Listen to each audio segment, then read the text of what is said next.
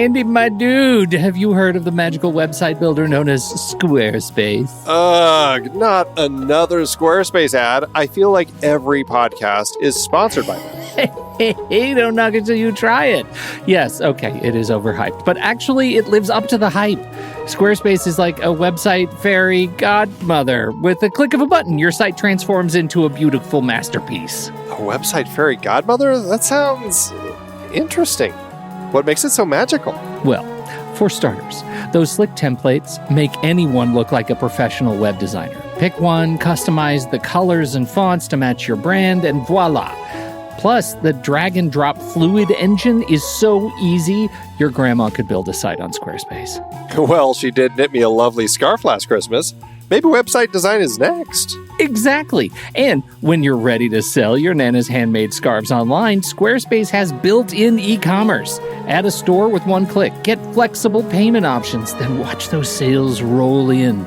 And when she wants to teach others her steezy scarf skills, Squarespace's new courses feature is just the ticket. Nana can set up her curriculum and enrollments and payments in a snap and become the next e-knitting influencer. Oh, wow, you really sold me with the grandma angle. Sign me up for that free trial.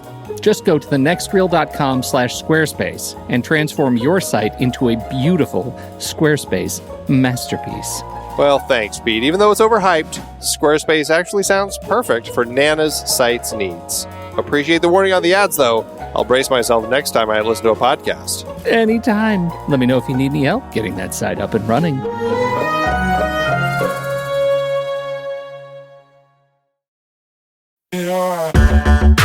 Andy, can you believe we've almost hit 700 episodes of The Next Reel? I know, it's crazy. And with all the other episodes in our family of podcasts, we are well over 1,200 episodes of movie conversation. It's really pretty amazing that we've gotten to have these in-depth movie chats every week for over a decade now. And we couldn't have done it without our loyal community of film fans. Their support over the years has meant so much. For sure. That reminds me, we should give the merch store a shout out. Buying shirts from thenextreel.com/merch is a great way listeners can continue to support the show. Plus, they get to sport our great designs.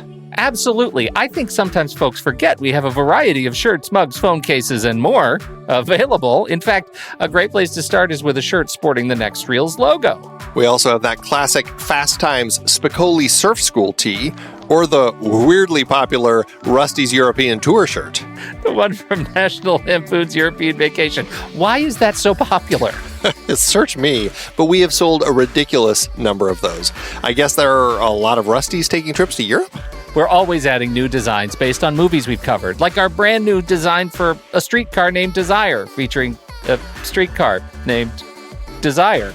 So if you want to rep your love of TNR and films, head to thenextreel.com/merch. Every purchase helps us continue to have these weekly in-depth conversations. So visit thenextreel.com/merch today. And as always, thanks for listening and being a part of the Next Reel community. We've got lots more great movie chats coming your way.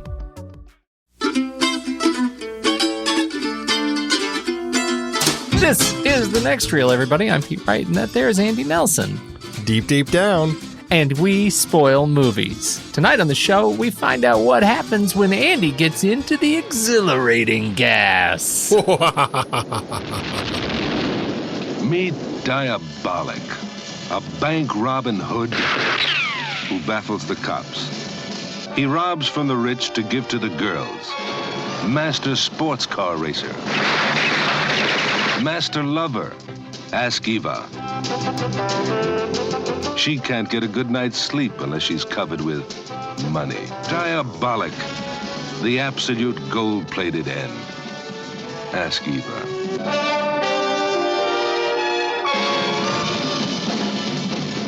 Andy, we're doing the films of 1968, crime films of 1968, films that represent the tone and tenor of the time, that are able to sew together a tapestry, a rich tapestry of crime in this period in our glorious global history. How did we land again on Danger Diabolik? We wanted to do crime films and celebrate crime films that were having their 50th anniversary. as a part of this.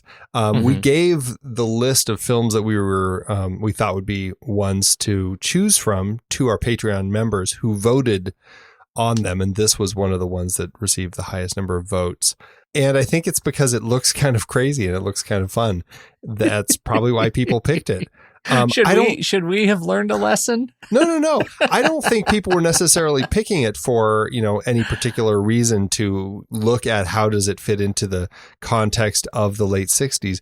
But that being said, I do think that it interestingly fits in some ways. And so as we kind of continue this conversation, it will be interesting to see what of those elements come out of that chat.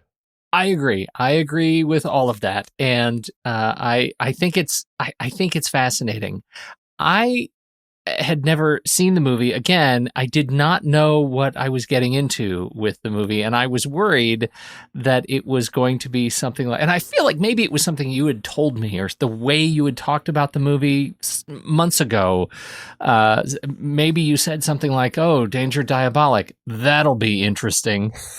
And my initial reaction was, "Oh God, this is going to be a horror show." And it was not that. It was, let's say, it leans much more into the Pink Panther, dare I say, Austin Powers jaunt. Can we start out? Did you like it? I really did. I had a very fun time watching the movie. It's just kind of this crazy story that is. It does feel very much like a comic book story. It feels kind of like the Batman TV show, even though that actually, I think that didn't actually start airing on TV until like after they finished production. So it's not like they were ripping it off or anything, but it still has that vibe. So clearly the energy, like this type of energy, was just in the air in the late 60s, because multiple people were kind of coming at their spy comic book, storytelling with this sort of mentality. And I think that it works in context of what they're doing. It's so interesting to hear you say that. To me, it's just really seed material that I can't help imagine Joel Schumacher used as reference for Batman and Robin. It was that level of camp, that it was a movie that was sort of trying to take itself more seriously than it deserved. And I found myself more annoyed by it. Although I have to say, there were elements that I was fascinated by, and elements of sort of that reflection that you were talking about, the anti-establishment sort of venting that's going on in this movie, I thought was really interesting. And it is based on a comic that I know nothing about. And I'm fascinated also by the sort of genesis of the comic and the fumetti neri Italian crime genre of comic books. Yeah, it is a really interesting story, just learning more about this particular comic book that really had an incredibly long life. And, it was published in a number of series. Usually it was like a year or more long. And I think that they started I actually don't know. It was two sisters who started it. It was Angela and Luciana Giussani. They started it in 1962. So, this film was within its first decade of publication, and they were doing this comic until into the 80s. And then they passed it to Patricia Martinelli and some other people's hands.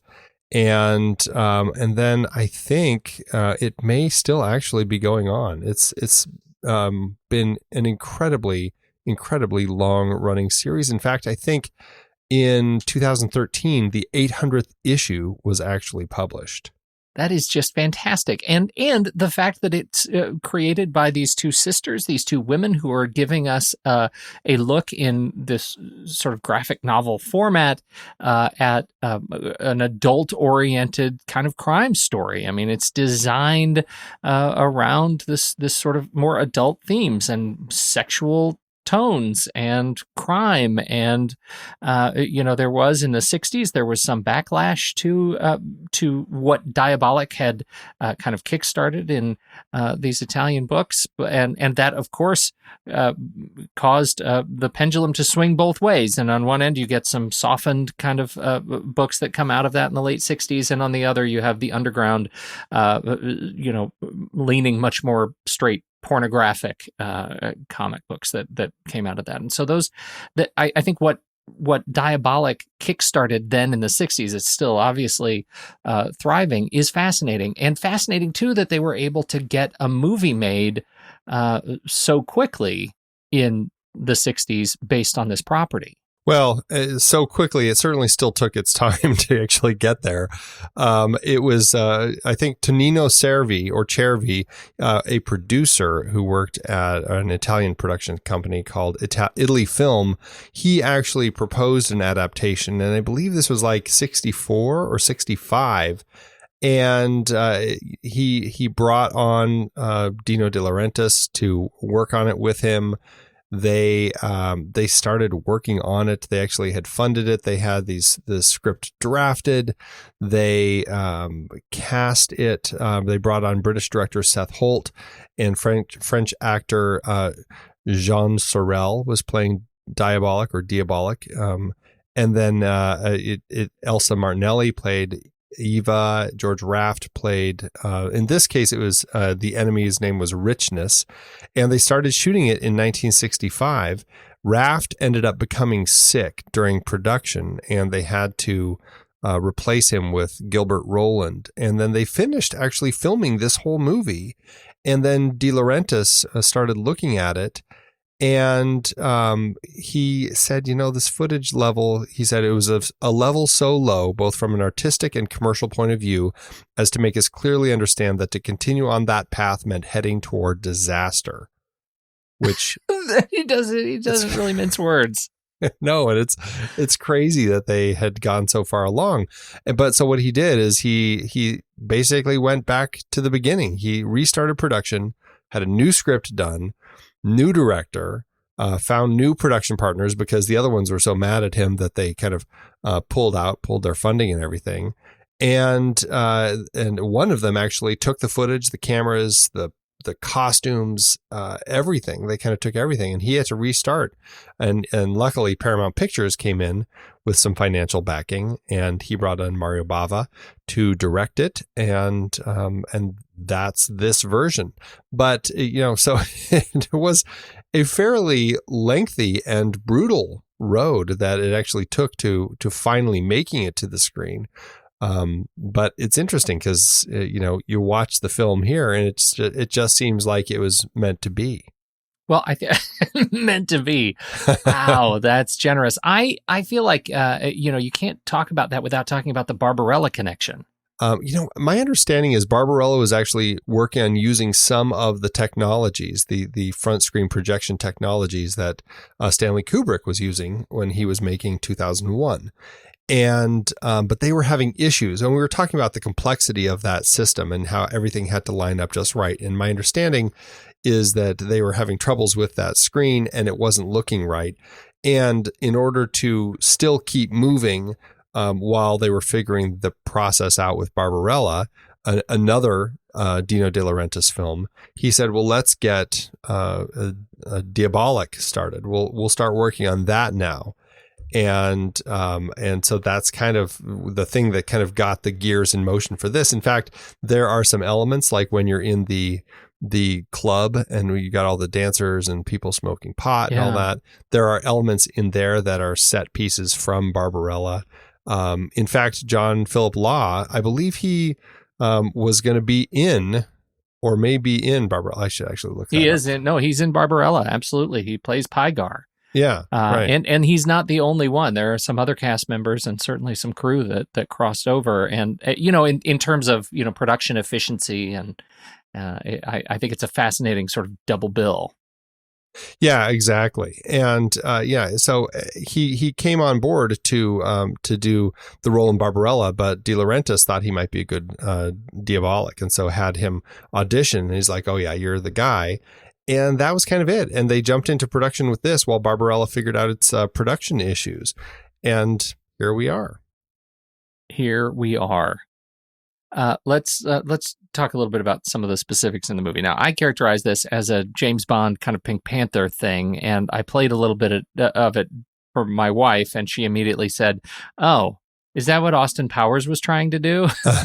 It is a remarkable comic-looking film, and I think that's where it gets a lot of praise, that it is a deeply faithful adaptation of the comic book, of the tone and tenor and the look of the comic book. And I have to say, even though I'm not crazy about a lot of stuff in this movie, and that it wasn't to my taste, the production design absolutely was. The things like that crazy shower that is like the self-censoring gender-specific shower, I thought was a hoot. I thought that was super funny. The self-painting garage, when he pulls the car in and gets the garage painted while making out with his lady friend, I thought that was super funny. The spiral bed, are you kidding me? That was a great bed. Like you sleep on a curve that goes up. It's amazing. It is fantastic. Everything about it was really fun, and it was a great design. And I think some of that they pull from the comic books, and I think some of that is just Mario Bava at play and kind of coming up with unique ideas that make for a fun look. And what was really smart is they did a lot of stuff to create this environment with like matte paintings. And so a lot of the stuff that you see when they're in the cave, his hideout, is really just like matte paintings. And the set is very, specific areas where they can work in.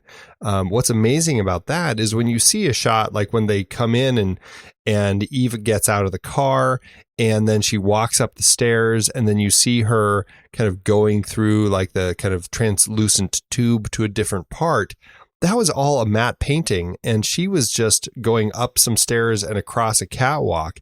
It just happened to be designed in such a way to kind of make it feel like she was really in that environment. And I think that Bava really found a strong way to take these elements and put the people in them and made it feel incredibly real. And I loved that about all of the design work going on in here. I totally agree. It's extraordinary. And, not just for the time. I mean, it's really fun and just kind of flamboyant design. And it works so well practically for those kinds of visual tricks, those camera tricks. I thought it was great. And some of the bits of comedy. And frankly, it disappointed me that we didn't get more of the kinds of camp that we got in the press conference when Diabolik shows up with Eva and they're standing in the press conference and they take their anti-exhilaration pills and then they release the exhilarating gas. That was such a weird and subdued sequence where, you expect them to do something truly diabolical, and it turns out that it's not totally diabolical. It's just a distraction. And I wanted more comedy like that. Well, and I enjoyed the comedy that was in there, but for me, all of that stuff was just fun, spy and criminal comic book stuff that I had a good time with. I didn't need it to be funny. I just enjoyed having it. Like at the beginning when he makes off with all of the money that he has just stolen. In the big heist where he kind of pulls the wool over their eyes as they realize that he actually knew where the money was all along. But as they pull up onto the docks, it cuts to a shot of like some pipes and like crazy colored gas just like starts spraying out. And you get those fantastic process shots that, it's obviously process shots, but it's just done with such a fun spirit. And you buy into the design of this world, that it's very comic booky, and you're kind of stepping into it. Not to mention that a lot of the framing throughout the film really lends itself to kind of comic book framing, whether it's the way that the camera catches conversations between Diabolik and Eve in the rearview mirror as they're looking at a castle. Or when you're looking at characters through bookcases and just the way the shapes of the bookcase, panels are framing the different characters, it feels very panely. And to that end, it has that great comic book vibe. I thought that the team really did a fantastic job of keeping that consistent all the way through. The first time I really noticed that look, the way the camera treats the frame, is when he comes back after that initial thing. He wants to put the thing in the safe. He's got the thing in the bag, and he needs to put it in the safe. And we get that safe POV. It's like that what would be a camera high above, super wide over him and the car, and he's like looking around to make sure she's not looking, I guess, but it's that shot is so striking to me because it's like the ultimate hero shot of him and his lair and the car, and I feel like I've seen that shot 100 times in movies made hence. Yeah, absolutely. But I think even to that point, they were playing with it like way all the way to the beginning, looking at the opening of the film when you get some very Kubrick-esque shots that are very, everything is very centered. Like when the squadron of the police are pulling into the buildings, and you've got that beautifully centered shot as the whole squadron kind of goes up the middle with their motorbikes. And then as they're leaving, you get that fantastic overhead shot of, I don't know, it's like a weird parking lot with like wave lines between where the cars park. I really couldn't figure out what was that all about, what it was, but you get all the cops like that? Right, exactly. But you get all the cops leaving, and then you get Diabolik's his Jaguar kind of pulling in with a fantastic musical sting. You get a great like crash zoom into it and then a crash zoom out as he pulls away. That's the other thing. It's just the way that he was playing with the zooms, like some crash in, crash out zooms, especially when there's a cut involved. Like I think he does it a number of times. The one that I'm thinking of is when we're on the ship, the boat with the bad guy, Valmont, and he sees one of his guys' boats coming, and there's like a crash zoom in on the other boat, and then there's a crash zoom from the opposite direction in on Valmont's face. And it's like these match cut crash zooms. It's like full of energy. I was amazed. His costumes are terrific. He's wearing is basically just a leather or latex something. It's like a gimp outfit. Yeah, it's like a gimp outfit. But I love the mask in particular so much, and this gets to a core strength of our hero, John Phillip Law, that the mask is so form-fitting that like the rubber of the mask, it not only does it outline his lips, right? It has a lip outline in there, and it looks like it goes in his mouth. It also goes up his nose, like the rubber appears to go up his nose, and that I mean that is a commitment to a mask there that I thought was really great. But the way that super wide eye cutout is on the and just this is the design of the character, right? Nothing particular film, but I think the fidelity to the comic character design is so great, partly because, or in large part because, Law can hold his eyes so fixed in one particular gaze the way he can. That is an incredible strength. The way he holds his eyebrows just right. He holds his eyes open just right, from the beginning of the movie when we first meet him all the way to the very, very last shot.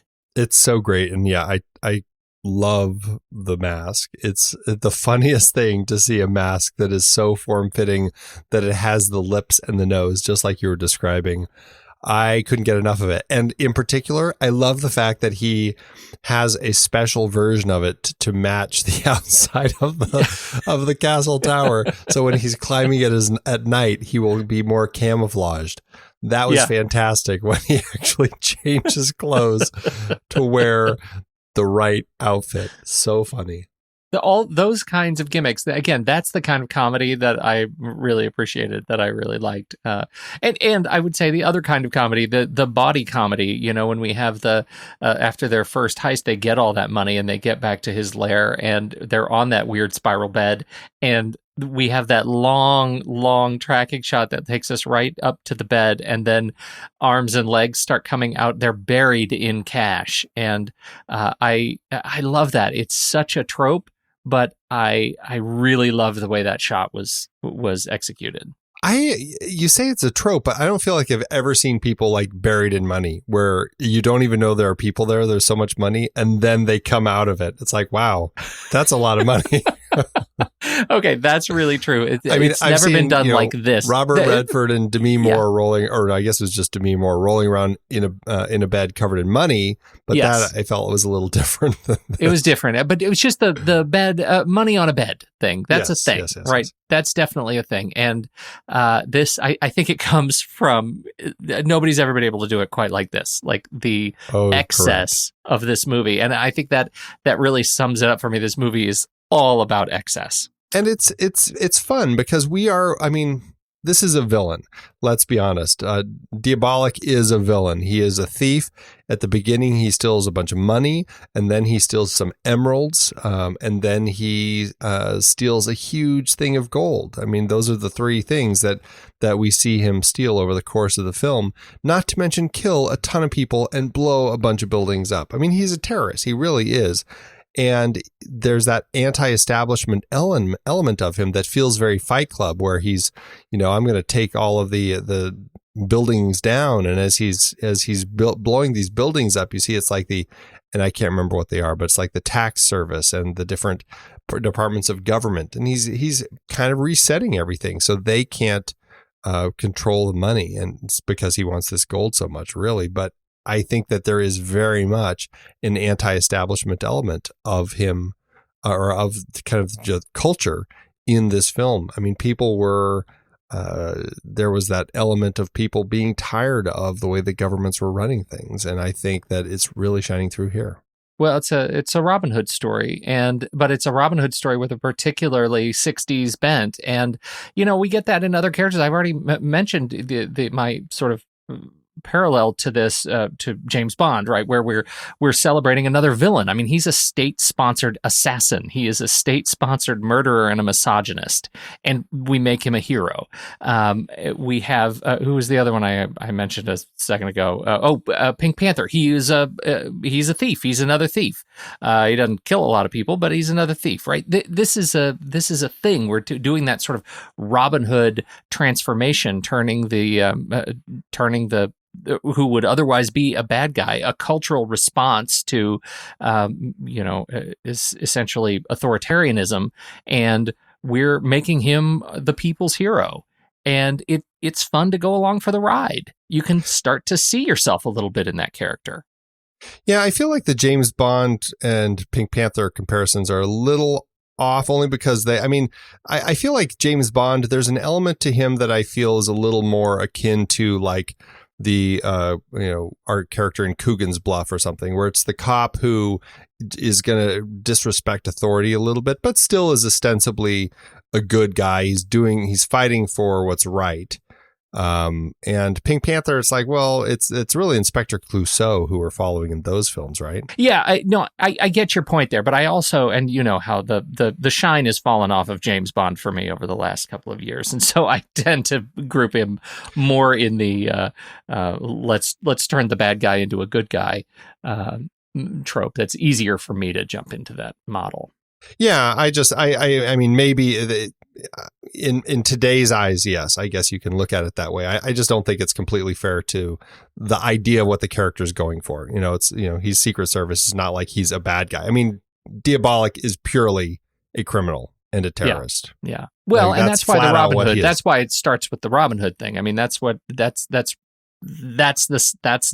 same thing. We're following a guy who he has good intentions. Where it fails here is that Diabolik doesn't have the good intentions. He's keeping the money. He's straight up keeping the money. He's flat out a criminal. Like I don't even think there's a comparison there, because he's just wanting money, and really it's for his girlfriend. I mean, yes, he loves her, and I think that's great. In fact, to that end, I think he succeeds better than James Bond, because he has one girl and that's it, and he does everything for that one girl. They're clearly a couple, and they're clearly devoted to each other. And I actually really liked seeing that over the course of this film. It's not like he was James Bond willing to sleep with anyone just to get the job done. Right.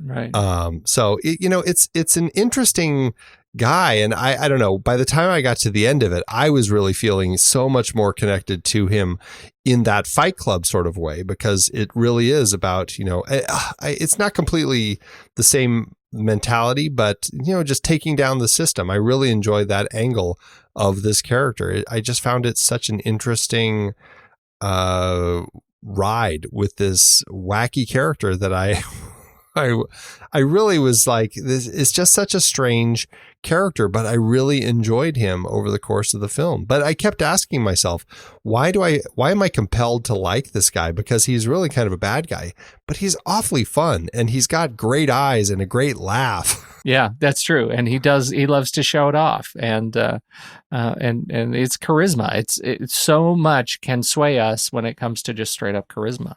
Yeah. I watched this. I have to say, I watched this in possibly the worst circumstance. I watched a YouTube rip of it. Oh, no. So you can see it on YouTube, everybody. You can go watch the whole thing. And in fact, once you get to the end, it actually starts over. So you could watch the beginning of it again for like 20 minutes if you want. That's why YouTube is awesome. But I have to say, I got no special features. I got no crystal clear image. And I watched it on it was not ideal. What's the deal with the language? We talked about this back when we did the Man with No Name trilogy.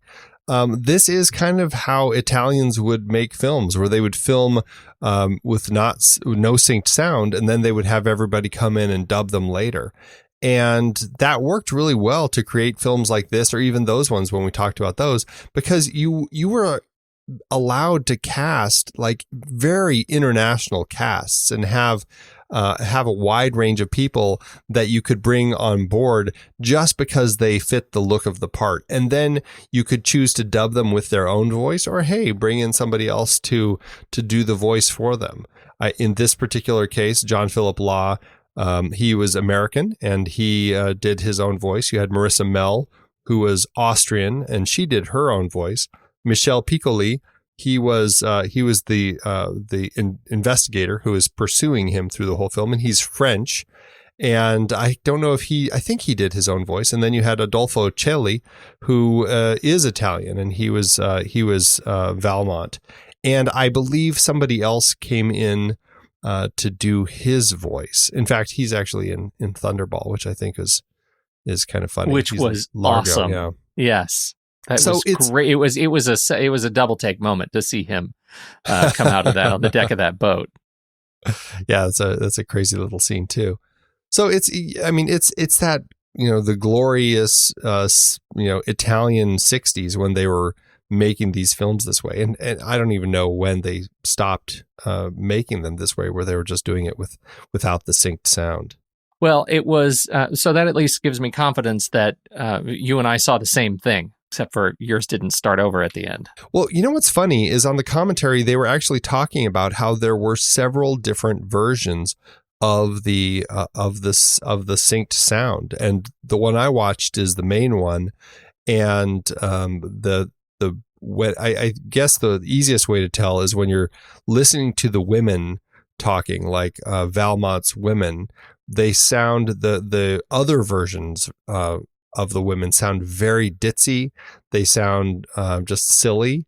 And in the version I watched, they just sound very British.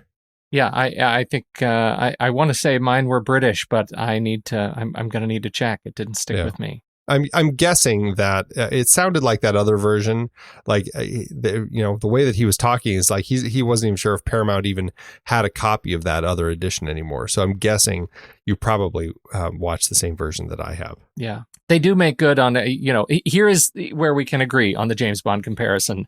There are gadgets and bullets in this movie. Oh yes, there are. There are so many gadgets and bullets. And the first one is, I love the mirror in the road trick where they have to stop the car and get out and they put the giant sheet across the highway. To trick the cops into crashing.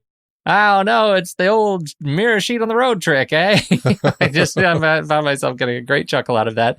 And again, to your point, it's downright diabolical. They force the police off into a crashing fireball of doom off the edge of the cliff. That was it was not a good way to go if you're going to go. He steals the emerald necklace. He has to get the emeralds out and processed, and he uses a very dark way to smuggle the emeralds out. He makes them into bullets and then gets them shot into somebody. That was brilliant.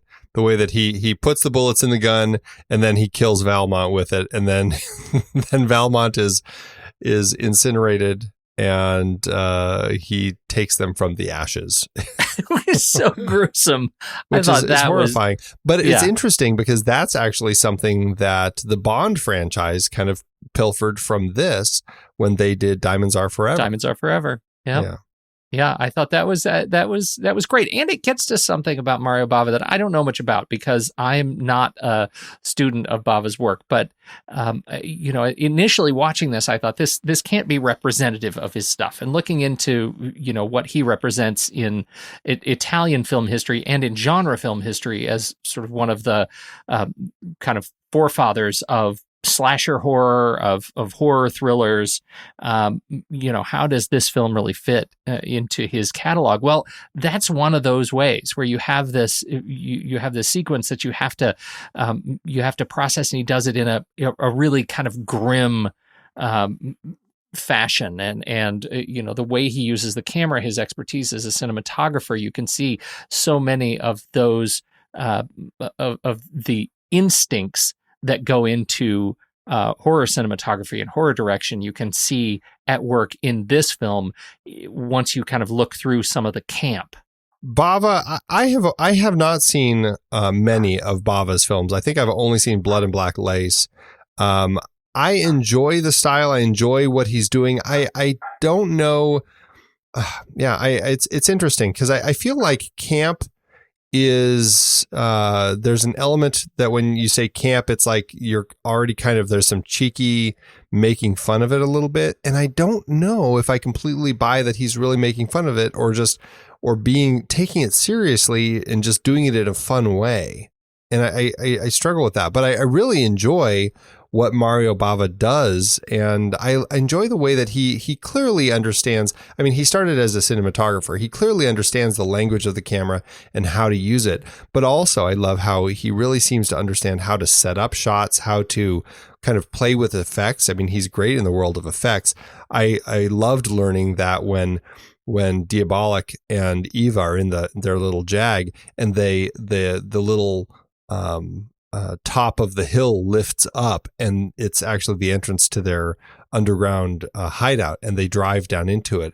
That was actually just them driving down a little road, and they built this little model of this thing to just lay right in front of the camera, and it just lifts up and goes down. But it looks, because you're going through the eye of the lens and it compresses everything, it actually looks like it's something that they're going under. It's pretty genius, and I think he's very good at that sort of work. Clearly. And it makes me want to watch some of his other films. I would love to see I Vampiri, The Devil's Commandment, which is apparently now known as the first Italian horror film. Have you seen it?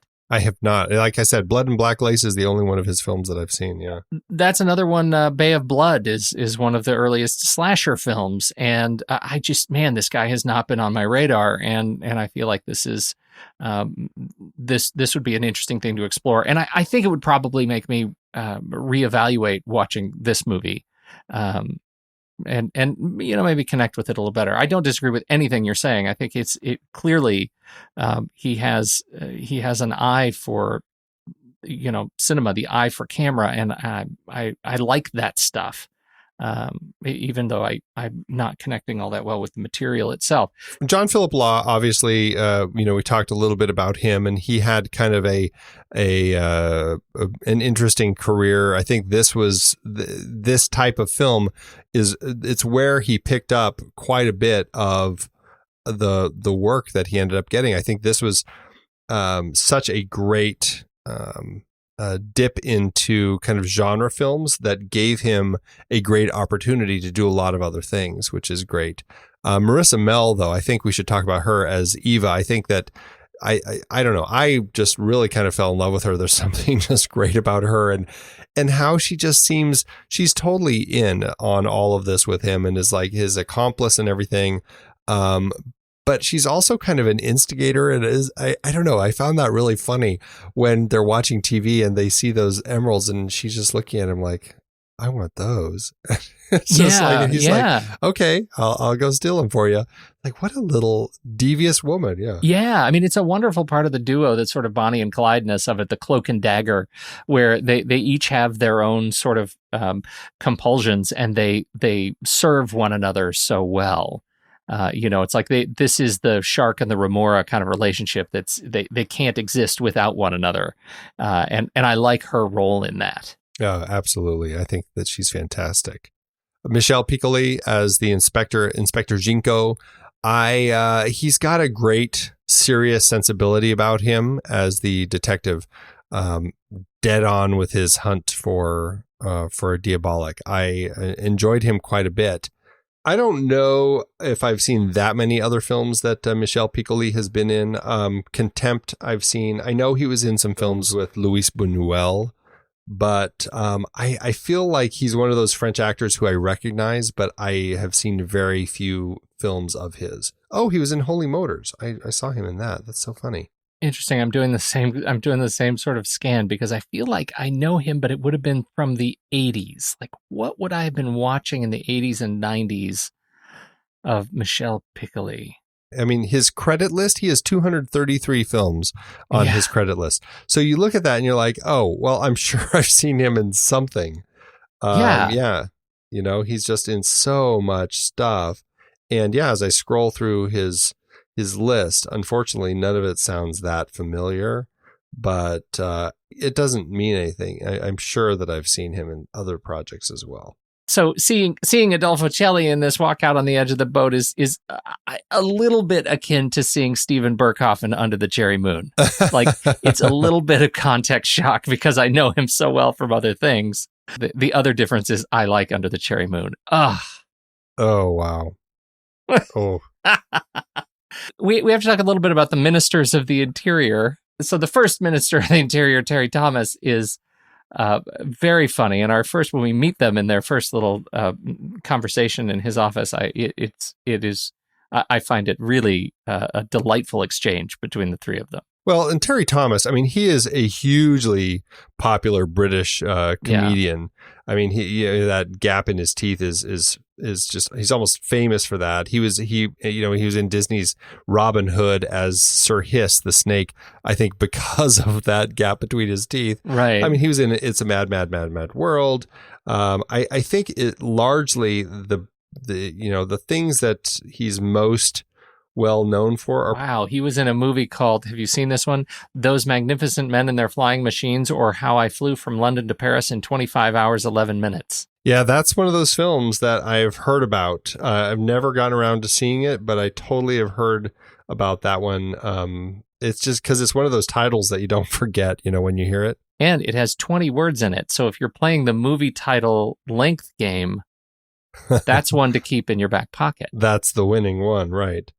Yeah, he's an actor who's been in a lot of projects. I can't remember there was a British series that he was really well known for, and I can't remember what it is. So I'm going to pass on trying to remember what that is. But yeah, he's one of those guys who is just a very familiar face, and inevitably there's something that you will have seen him in because he's just, he's got a face that is just really memorable, and it's fantastic seeing him popping up in here, and I love him breaking out into guffaws from the exhilarating gas. Antonio Rinaldi is behind the camera, but I get the feeling that this was as much a Mario Bava shot thing as Antonio Rinaldi. That's my impression from hearing them talk about it and hearing John Phillip Law actually talking about it. It sounds like it was largely Bava behind the camera doing the camera work, and Antonio was on as kind of the assistant or the the camera operator. But it's one of those things. How things end up getting credited, who knows? But I think Rinaldi, whoever did the work, Bava or Rinaldi or both, it ended up being a very lively film. Yes, and again, so much of that to the credit of the production design team. We haven't mentioned them by name yet, but we've got at least one name that's behind a film that we love. Yeah, we've got Flavio Mogherini as the production designer or art director, and then Carlo Rambaldi, uncredited. And the two of them really kind of put all this together. And of course, Carlo Rambaldi has worked on projects like E.T. So it's really a strong production design team who came together to create a really fantastic looking film. The music, I've been back pocketing this conversation on the music, Andy, because I found the score to be super tight. It has some great themes, and it is so overplayed in this movie that I think that's largely, it certainly contributes to, my overall feeling watching the film. And the score was done by none other than Ennio Morricone. Andy. Oh, yes. Deep down, I can't listen to it again. And you look at the at the score, at the track list of the score. It's Diabolik parts 1 through 8. Those are all different tracks. And Deep Down parts 1 through 9, along with additional parts, Deep Down Italian version and Deep Down English version, and a couple of other tracks, La Regola di Gioco and La Regola di Gioco thrilling version, and that's it. A real economy of specific individual words in the track list, and I think that's why I found it so annoying. It was the same theme over and over 8 and 9 times, and it's tough. Well, and you love it. You love it so much. I do love it. I mean, it's a great, it's funny because I had the score, and actually this actually never was officially released as an album. So any albums that we find are just kind of later albums that people have kind of pieced together, or I don't know if there's an official album yet. The one I have actually is a 34 track album, and a lot of dialogue snippets are in there, and the one I'm looking at, the one that was released on Apple Music, and it is Ennio Morricone, the Italian Solsti Orchestra del Cinema Italiano, Danger Diabolik, complete score. But it would have been a very recent release, 2014. That's correct. Yeah, none of them came out at the time, other than the Deep Down single, which was very popular, Pete, very popular. I believe that we've grown as humanity in so many ways. I wasn't a huge fan of it either, but I have found that it sticks in my mind. And that's the problem, Andy. I know, but it's fun. And when it popped up in this movie, I because I had heard it before, I was like, oh, I'm totally at home now in this movie. It all makes sense what I'm seeing because it fits so perfectly with this crazy music. I do find myself kind of enjoying it now. And I didn't think that would happen after having heard the music a number of times beforehand. Just didn't. I have to go listen to The Mission to cleanse my palate. What you do see here is that very clear evidence that Ennio Morricone always has really liked using voices in his music. Yes. There are not just the singing, but even just, when there's just the other score, there's a lot of women's voices like that sort of stuff happening in the score. It's something that he continues to use throughout his career as a way to it's another instrument really. And I think he does it very effectively. Even if you're not a fan of the score, I think it ends up being an effective score because of that. This film was used in the final episode of the 10th season of Mystery Science Theater 3000. Were you ever a fan of that show? I was in the early seasons. I didn't see this episode. Did you? I actually have never seen a full episode of the show because I get so irritated with people like talking in movies. And I don't want to hear people I don't like hearing people just riff on movies. I'm just like, I don't know. I don't get into it that much. So. No, that's a legit complaint. That is a legit complaint. I have not had as much trouble with it watching the show because they're usually movies that are just straight up bad. And I think that's why I knew that MST3K had done this movie. I had not seen that episode. So I went into it already predisposed to thinking this movie is fodder for them to lampoon, and I'm sure that colored my impression of the film. Yeah, I think it may have. I assume there were no remakes, no sequels. Did this start a franchise? You say that, but you have to remember that it really kind of started from this comic series that continued long afterwards. So this was the only film version that was made of it, but there was a number of other products that kind of were created from this. We had.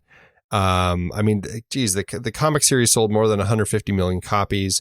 There was a radio show. There was an animated TV series. There was a whole bunch of video games, a bunch of novels, not to mention all the parodies. So it was the film itself didn't necessarily spin off anything, but it definitely is a story that did. And actually, I will say, as we were talking about influences, and I was thinking about this with some of these crash zooms, is that Edgar Wright actually brought this film specifically up as an influence on him when he was making Scott Pilgrim versus the World. Yeah. In the sense, nothing is really realistic. It was all just, crazy. Yeah, you can feel it. You can feel it. And I know what you're thinking, Pete. If you love Scott Pilgrim as much as you do, surely you could find more room in your heart for Diabolik. I am thinking that. I know you're thinking that. I feel like this is a film that you'll give yourself a chance to watch down the road, and you'll I'm go, totally gosh, open to that. Yeah, this is kind of a fun movie. I'm not. I have to say, I'm not finished with this movie. I feel like I'm not finished with it. I didn't connect with it, but it's one that I am absolutely open to watching this again. Absolutely, there's enough in here that I did connect with that and it has intrigued me to so many other players that I want to learn more about. So that's a good thing. No, it definitely is. And I think Mario Bava and just Italian films in general, it's an area that's interesting and worth exploring and may be something that we want to try out on a series down the road. Yeah. Who knows? I would love to do that. And how to do at the box office. Well, as I mentioned, it was going through quite a bit of craziness with the previous version going beforehand. But by the time De Laurentiis sorted out that production and all of his other production woes and restarted production on the movie, he'd worked out the deal with Paramount, as I said, and they actually brought in a budget less than half where they originally started, coming in at 200 million lira. Which is about 320,000 US dollars and 2.2 million in today's dollars. Now, I did read somewhere that Mario Bava was not used to budgets this big with his films, and he actually only spent like a small portion of that, like 140,000 or 440,000, something like that. But I couldn't quite find anything fully substantiating any of that. So I just went with these numbers. The film's highly anticipated release in Italy happened January 24th, 1968, before opening in Paris in April and the US in December. Here in the States, it actually underperformed, which isn't surprising. It was a film about a terrorist and suffered bad reviews, but the movie still made its money back, earning 265 million lira or 424,000 US dollars, which is about 2.9 million in today's dollars. That gives it an adjusted profit per finished minute of $6,800, barely squeaking by into the black. But over time, it has gained popularity and credibility and now is considered a classic in many circles. So it was a little bit hit or miss with this series, but overall, I have to say, our exploration of 1968 50th anniversary crime films from around the world was a success. What'd you get out of it? I really found it to be largely a success. Yeah, 75%. I think I really enjoyed these crime films. And what I think I found most interesting is that the 3 crime films that I ended up really connecting with, I found so like they all still work really well today. And that's what I really liked. Targets especially. I mean, that one fits so nicely with just the kind of nicely and sadly, it fits so well in today's through today's eyes. But the detective also had such interesting things to say that still seem really relevant, and I enjoyed that. And this one, Danger Diabolik, it's a fun ride, and it still has some interesting elements that stand up very well today. Coogan's Bluff is the only one I really didn't feel it held up at all, and it really kind of frustrated me because I was hoping with the pairing of Don Siegel and Clint Eastwood that I would have found a little more with it. Yeah, I totally agree. For me, this entire series, I was deeply moved by Targets and what it demonstrated about the time and about crime and about gun control, and the detective, what it was able to deliver in terms of seeing, Sinatra in this role, in this adaptation of this particular character, the connection to Die Hard and this character that we love so much. I was really impressed, and I feel like I learned a lot about just the artist's interpretation of some really difficult topics, and I was impressed by how bold they were in taking on these topics at the time. So I thought it was terrific. I'm less than 75%, but I'm certainly, like I said, I haven't given up on Diabolik. I didn't connect with it, but I have a feeling, next time you're in town, we should sit down and watch it together, and you can teach me everything I missed. For now, what do you think? Is it time for us to rank it? We should. Let's do it. Head over to flickchart.com/thenextreel. You'll see all the movies we've talked about on this very show. And you can swipe over in your show notes in your podcast player there and tap the word Flickchart. It'll take you right to this movie where you can add it to your collection and see how it stands up to ours. First up, we have Danger Diabolik and The Girl with the Dragon Tattoo, Numi. Well, Numi. I'm going to go with Numi. Danger Diabolik or Atlantic City? Yeah, I'm Atlantic City. I certainly would put Diabolik on first, so I'm going to go with that one. Okay. Then I think we should probably mat it. Let's go to the mats.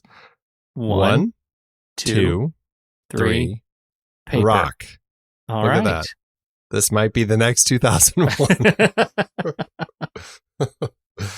Danger Diabolik or The Emigrants? Okay. I'm going to say Danger Diabolik. It's funny. I'm actually tempted to say The Emigrants on this one. I found that to be quite an emotionally satisfying journey. But I think if I'm picking what I would watch first, it's going to be Diabolik. Yeah. I think you're making the right choice. Danger Diabolik or Postmortem? Danger Diabolik for me. Really? Yeah. Oh, yeah. No, definitely Diabolik. Yes. Diabolik, please. Wow. I was surprised. I was surprised too. You'd think I was, yeah. Danger Diabolik or Now Voyager? Definitely Now Voyager for me. Now Voyager, yes. Danger Diabolik or Detour? Oh, Detour, please. Detour. Danger Diabolik or Metropolis? Metropolis. Yeah, Metropolis. Danger Diabolik or From Hell? From Hell. I think I'll go From Hell. Danger Diabolik or Star Trek Insurrection? Lock and load. Oh dear. Oh no. I think I'm totally Danger Diabolik. I think I'm going to go with Danger Diabolik in this case. Is that weird? That's weird. Even though Insurrection has some of my favorite Star Trek aliens. Yeah, I find that highly dubious. I've been thinking about it for a year now, and we're going to need to revisit that. Why? You mean list of Andy's? I feel like I need to disabuse you of your love of those particular aliens. I love them. I know you do. I don't care do. what you say. It's a fantastic race. I loved it.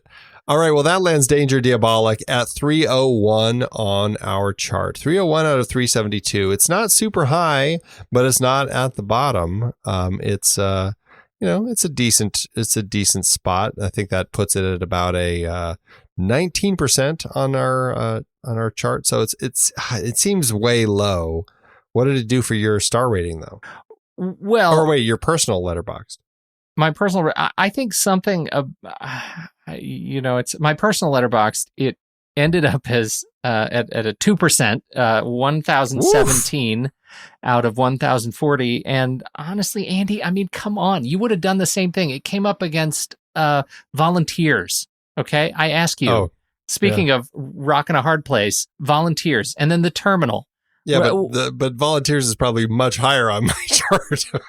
Than it is on yours. It's true, but perhaps I'm saying embarrassingly so. But it is a guilty pleasure. Those movies, like I even went with Volunteers, and so it struggled a little bit. But I feel like I learned some things out of the conversation, and that was good. I should, according to the algorithm, rate this as a straight up nothing, and it's deceiving because the little stars on Flickchart, where it tells you how many stars you should rate it, they're all white. So it looks like I should rate this as 5 stars, but really it's just not filled in. I am actually going to give this 2 stars. Am I going to give it a like, Andy? That's where I'm really torn. I assume that you are a like on this, but I'm having a hard time predicting where you're going to end up with stars. On my flick chart, it landed at 2241 out of 4,042, which is about a 45%, which feels slightly low for me. But, there's just a lot of other good films that it was coming up against, and it was a pretty hard film to rank. I ended up giving it 3 stars and a like. That's where I landed with this. But I feel like this is one of those movies that I could potentially put on and find myself growing more and more attached to because I just had so much fun with it. So we'll see. We'll see where it goes from here. Oh, you make it sound like some sort of a virus. I don't know that that's healthy. The way you're talking about it, I don't know that it's healthy. But I do think I'll give it, how about this? I'll give it a 1.5 stars and a like. Yeah. Ouch. But I will give it a like. So our conversation just over the last 2 minutes, your opinion of it diminished. I feel like I need to balance what I perceive as an unhealthy potential relationship for you in this movie. I'm doing it for you, man. I prefer your 2 stars and no likes. But hey, whatever. 1.5 and a like. So that was about 2 and 2.25. Yeah. That's okay. Stars. That's okay. Which is it'll balance out to 2.5 with a like on our chart. So yeah, it will sit. That's where it belongs. But now that we're done with the 1968 and the crime thing, we're going to talk about something a little bit different. We're certainly not done with the 1968 element. We're still sticking with the 50th anniversaries of films from 1968. And we're all in on that. Yeah. Oh yeah, that's running through the end of the year into the early part of next year, actually. But right now, because October is here and Halloween is just around the corner, we are kicking off what should be a fun trilogy of some great zombie films. We're going to be looking at Romero's Dead trilogy. We're starting with Night of the Living Dead from 1968, celebrating its 50th anniversary. And then we'll be looking at Dawn of the Dead and Day of the Dead. I worry that my impression of these movies is absolutely going to impact others' opinions of me because I feel like I could make all of the same arguments about the next couple of movies we're going to watch that I just made about Danger Diabolik, defending why I don't like Danger Diabolik in many ways. But my goodness, I have a thing for zombies. A real unnatural thing for zombies. So I'm very much looking forward to this series. Yeah, it's funny. I was just looking at the Nib magazine, Pete. Yeah. And they have a statistic in there, which is kind of funny. It's people who are alive versus people who are dead. There are 7 billion people alive today, and the Population Reference Bureau estimates that about 107 billion people have ever lived. That means there are 15 dead people for every one person currently living. Oh my God. I love and hate that statistic so much. Oh, wow, that's awful. We're going to sleep on that statistic, Andy. Yes, we are. There are Yes, 15 dead people gunning for you right now. Oh, I can't wait. Now, some of those are awfully decomposed. In fact, they're probably dust, but that's okay. It still is a great statistic to think about. Well, if you want to hear more of us, but you can't wait until next week's show, you can support us over on patreon.com/thenextreel, where you can get access to our exclusive members-only weekend show, The Saturday Matinee. We talk about movie news and new trailers, plus we go head-to-head in our weekly challenge, in which we put together lists of movies related in some way to the movie we're discussing that week. There are all sorts of other goodies, too, if you support us at different levels. Just head over to patreon.com/thenextreel. You can learn more about us and check out detailed show notes at thenextreel.com. You can subscribe for free in your favorite podcast app and follow us on Instagram, Facebook, or Twitter at The Next Reel. And if you want to get into the conversation yourself, join our Discord channel for a whole lot of movie chat with movie lovers from around the world. You can find the link to join in the show notes or on the website. The Next Reel couldn't happen without the hard work of Stephen Smart running Instagram. Ben Lott runs all things Twitter. And of course, thanks to Eli Catlin, who graciously allows us to use his song Ragtime Instrumental as the theme to the show. You can find out more about Eli on his SoundCloud page. When the movie ends, our conversation begins.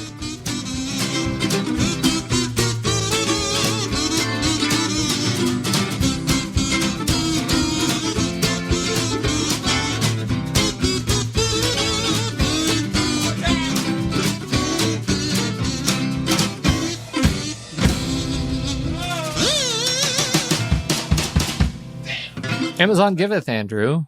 As Amazon always do it.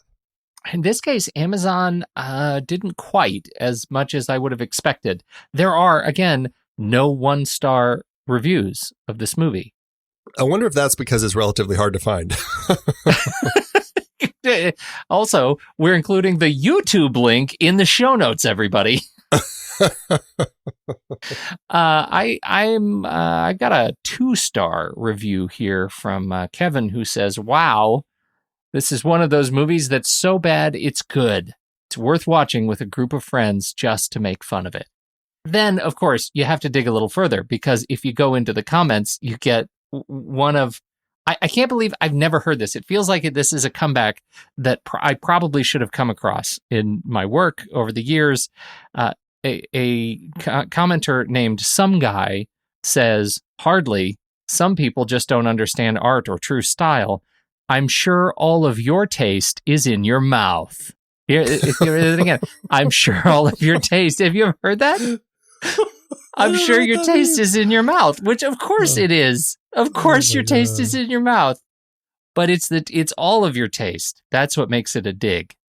And then ASW Limited responds to Some Guy and says, "Well said, Some Guy," which is also funny in its own way. I mean, come on. Oh, that's just clever. It's the joy of commenters commenting on each other. I do appreciate that in some cases more than the films we watch, but maybe all of my taste is in my mouth. Do you see what I did there? I brought it back around to me, and it works self-referentially too. This is amazing. And it's never going to end. What do you got? I was going to do a 3-star, but I think I'm going to go with a 5-star, actually. I'm going to do a 5-star now. Wow, okay. This is a 5-star, which means you really like it, right? 5 stars out of 5? Generally, yes. That's what that indicates. This is by Bruce Reynolds, who says, "He's no James Bond. Interesting movie." That doesn't sound really... very I don't know if Bruce knows how the star system works. That doesn't sound great. No, it doesn't. Yeah, maybe he's trying to balance out for some of those people who give it 2 stars and like, "I loved it." Or maybe, Andy, maybe all of his taste is in his mouth. It keeps on giving. It keeps on giving. Oh, dear. Thanks, Amazon. It is hard to believe that we have been having in-depth weekly conversations about movies since 2011. So many great movies, so many great conversations. But it's a lot of work. Producing this show week after week does require a lot behind the scenes. If you'd like to help support our efforts, one easy way is by using our Originals page when shopping for books and movies that we've covered. Your purchases made through our links give us a small commission at no extra cost to you and allow us to keep having these great discussions. We had some great films in Season 8 that started their lives as books or plays, and you can find all of them on our Originals page at thenextreel.com/originals. That's the site where listeners can find links to purchase all the source material behind the adapted films we covered, from Season 1 up through our current season. For part of Season 8, we had a series celebrating the 50th anniversary of films from 1968. We talked about 2001 and 2010 for our Odyssey series, both adapted from Arthur C. Clarke's novels. Man, the second one was so much better than the first, right? Don't you even get me started. Need I bring up Under the Cherry Moon again? Yes, also so much better. Wait, no, that's not what I...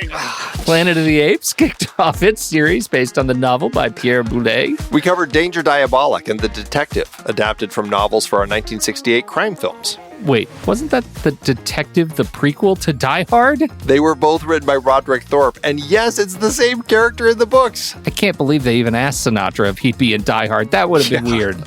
Once Upon a Time in America was part of our Leone Once Upon a Time trilogy, adapted from Harry Gray's novel.